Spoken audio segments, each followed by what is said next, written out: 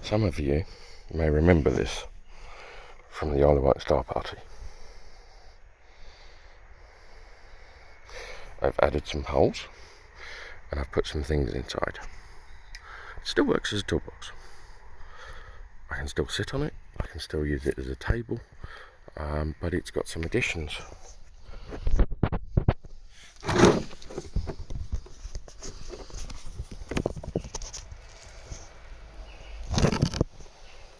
So, I'll take these USB cables out of there. First thing you know is the big blue thing and the big green thing. So,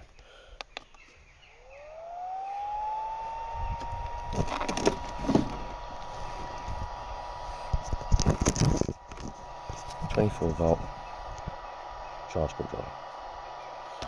So it's got a nice little menu. You set the voltage. So I'm going to go for, and bring it down to 19. So it's designed for 24. So I'm going to put it at 20, just 26 will do. And then OK. And it says no, I can't. I'm getting too much from the solar panel. So it's giving 2.59 amps currently to the solar panel, and that equates to 88.5 watts. This is how full it thinks those batteries are, and this is how much power it's getting from the panel. Lots. Right, if I push the OK button, it turns itself off, and I can then save those settings, you know. So it makes it basically, when it's off, you click it. So if I say OK, let's go for, say that batteries are fully charged when you see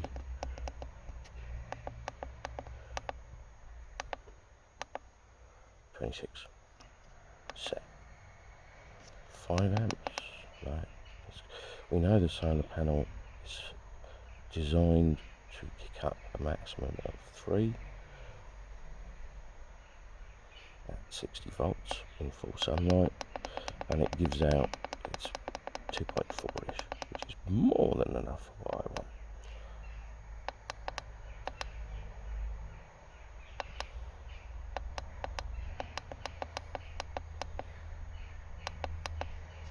Set. Right, so I've set the volts, set the amps. Okay.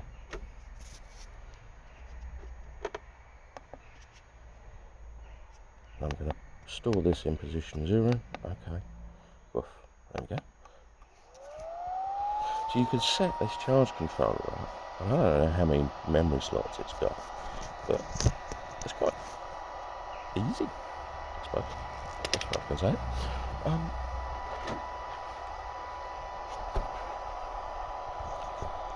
So, what we have next is, if I bring this back a little bit, give me absolutely both.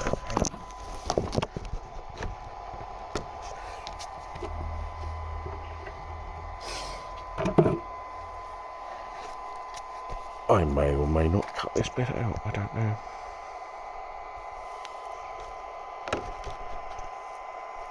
By the way, I'm currently lying on the ground next to my mobile telephone, which is allegedly recording. There we go. So, as I say, poof. So at the moment, it's set to 26 volts, 3 amps, and it's currently allowing 0 volts and amps through to the batteries. It's connected across two 12-volt batteries, so it needs to generate 24, because that's what this one's optimised for, I think. Although it will go lower, but we'll see. So I'll pump that.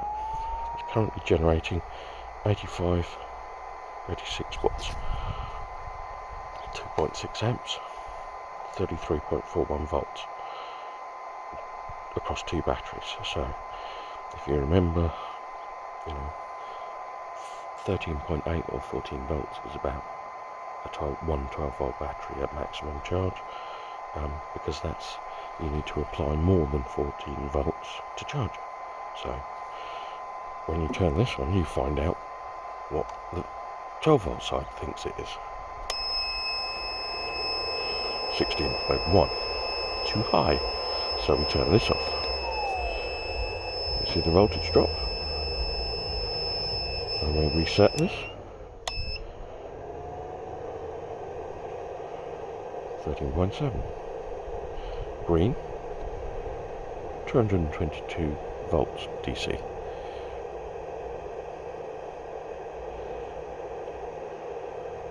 You can see the refresh rate of these as well. I hadn't noticed that.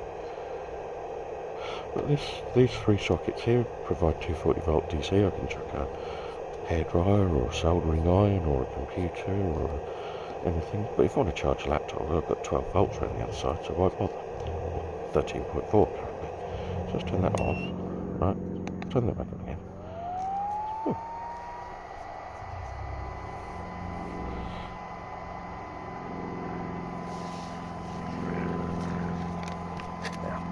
Then we use this thing.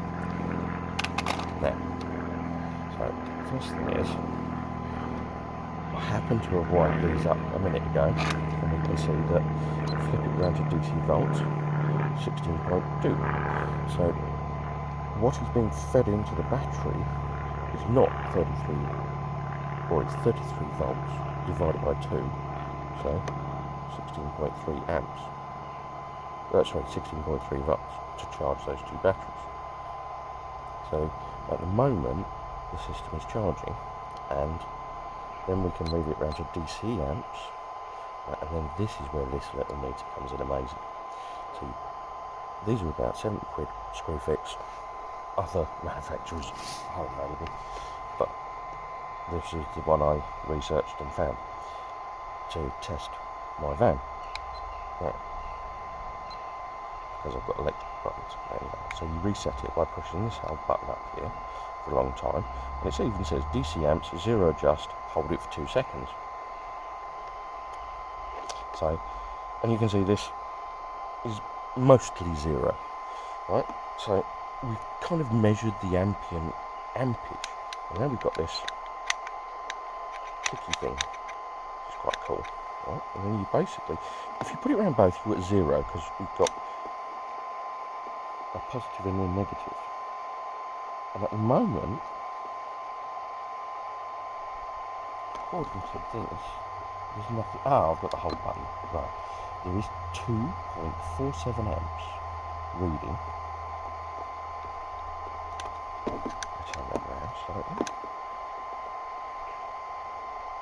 Right, so what you have to do is you basically, this is where the whole button comes in. So you put it in between these arrows, which are on the side. That gets you your reading, and you basically go, and you hear the click to hold.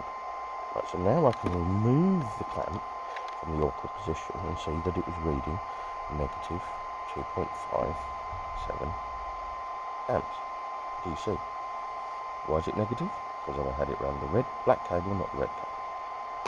Clever, huh? Now, so we can read. Then I've changed it, but it's still giving me that, so I then push the whole button and I can see I've got 16.5 volts still going in. Click OK, turn the charge controller off, drops down. If I turn this on, we can see that they are reasonably in sync.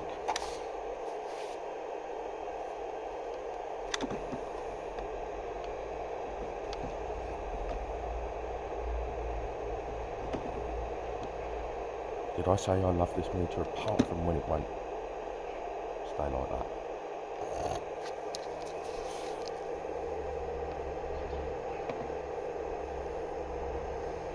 So 13.8 versus 13.5.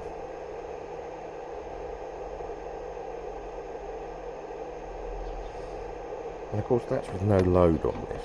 If I plug something in, it drops. But as long as this stays at 220, And if it's something analog like a hairdryer, sorry James Dyson, yours will require a proper voltage, your digital hairdryer, but an analog motor like an old-fashioned hairdryer, like what your mum had, you'll just see the voltage drop. If I plug in my big heat gun and run it off this, the DC amps drop. Once this voltage here gets too low,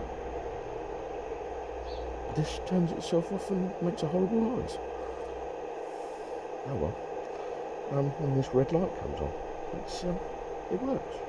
Okay, so let's have a look. I'm going to leave the charging off. Let's have a quick gander.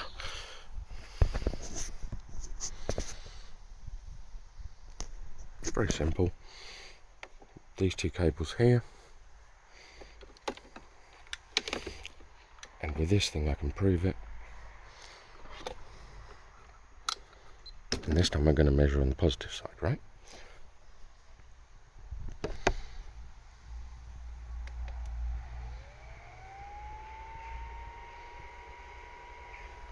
If I turn it around to the voltage.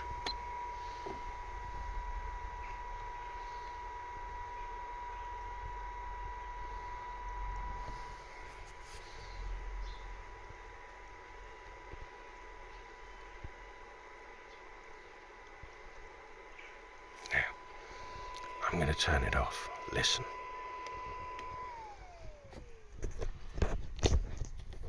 Not the crying baby. Or the birds. Or the traffic. That's how I know when they're speeding, by the way. Anyway, never mind.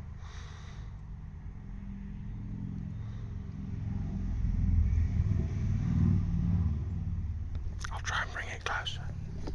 But you should be able to hear the fizz of the hydrogen.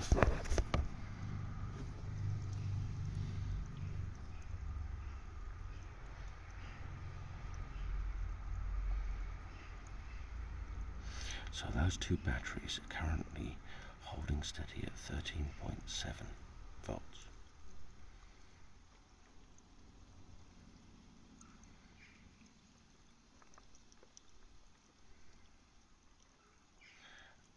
Now if I turn the inverter on,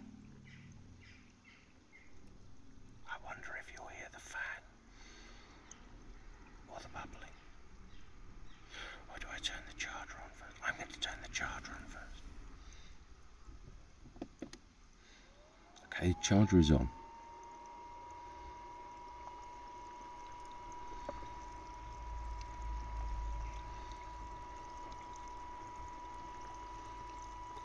$16 volts.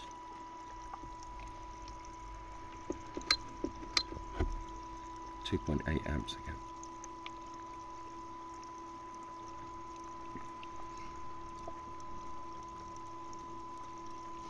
Bearing in mind it's 11 minutes past 1 British summer time, so that's 11 minutes past 12. The sun's at the highest point in the sky and the solar panel is just in front of me. And I'm pretty happy that I'm getting 2.8 amps consistently fed into two batteries safely. There's no leakage, there's no runoff. You know, when I started working on these two batteries and trying to revive them, there was.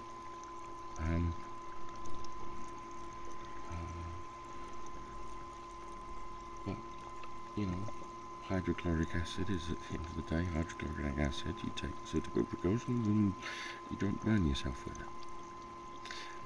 Health warning, don't burn yourself with hydrochloric acid. It hurts.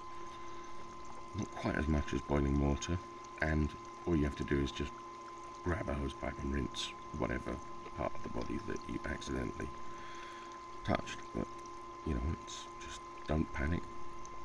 Stick your hand in a bucket of water. Swish it about, problem solved. Purely because you're diluting the acid. You know, the acid's still there, you're just giving it more water and less corrosive. But of course, if you remember back to your chemistry lessons, you could test the pH and detect it, right? Anyway. Off.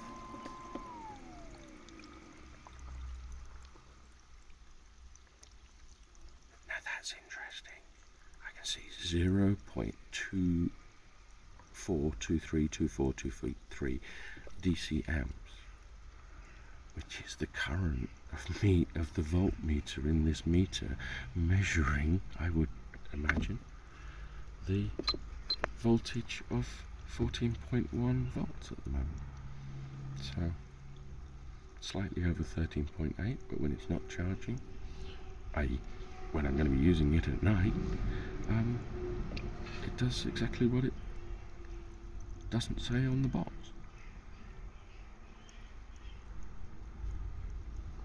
Oh, by the way, subscribe to my channel. So Nova the rover is moving in a direction. She's currently lying on her back. I don't think she's very happy about that, but she'll be lying on her back and getting a few modifications herself. Subscribe for more.